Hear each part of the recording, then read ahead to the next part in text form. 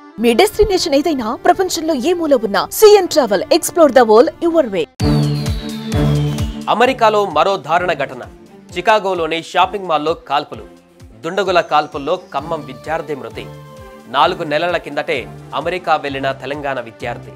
తీవ్ర దిగ్భ్రాంతిలో విద్యార్థి తల్లిదండ్రులు.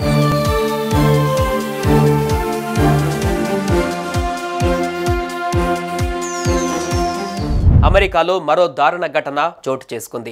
దుండగుల భరి తెగింపుకు ఓ తెలుగు విద్యార్థి మృతి చెందాడు. అమెరికాలో జరిగిన కాల్పుల్లో తెలంగాణలోని ఖమ్మం జిల్లాకు చెందిన ఓ విద్యార్థి దుర్మరణం చెందాడు.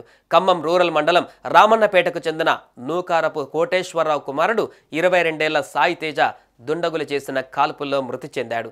గత 3 నెలల కిందట ఉన్నత చదువుల కోసం అమెరికాకు వెళ్ళాడు. ఈ క్రమంలోనే సాయి తేజ అమెరికాలోని ఓ షాపింగ్ మాల్లో పనిచేస్తూ చదువుకుంటున్నాడు.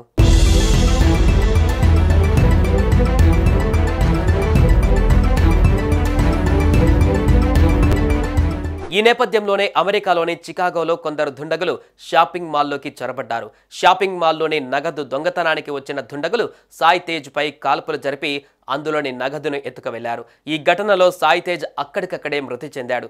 ఈ విషయంపై అమెరికా అధికారులు ఇండియన్ ఎంబసీ అధికారులకు సమాచారం ఇచ్చారు. ఈ విషయాన్ని ఇండియన్ ఎంబసీ అధికారులు తెలంగాణలోని అధికారులకు సమాచారం ఇచ్చారు.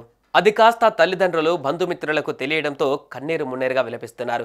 మృతుడి స్వస్థలం ఖమ్మం గ్రామీణ మండలంలోని రామన్నపేటగా పోలీసులు గుర్తించారు. ఎంఎస్ చదవడానికి 3 నెలల క్రితమే అమెరికా వెళ్లిన సాయి తేజ్ను దుండగులు కాల్చి చంపారు. ఈ సంఘటనమైన కేసు నమోదు చేసుకున్న అమెరికా పోలీసులు దర్యాప్తు చేస్తున్నారు. ఉన్నత చదువుల కోసం విదేశాలకు వెళ్లిన తమ కొడుకుకు మంచి భవిష్యత్తు ఉందని భావిస్తున్న ఈ సమయంలో ఈ విషాద వార్త వినాల్సి రావడంపై వాళ్ళు వాపోతున్నారు. తమ కుమారుడి మృతదేహాన్ని ఇండియాకు తీసుకువచ్చేలా చూడాలని అక్కడి తెలుగు సంఘాలను కోరుతున్నారు. మరోవైపు రామన్నపేటలోని సాయి తేజ ఇంటికి వాళ్ళ బంధువులు స్నేహితులు చేరుకొని ఆయన కుటుంబ సభ్యులను ఓదారుస్తున్నారు.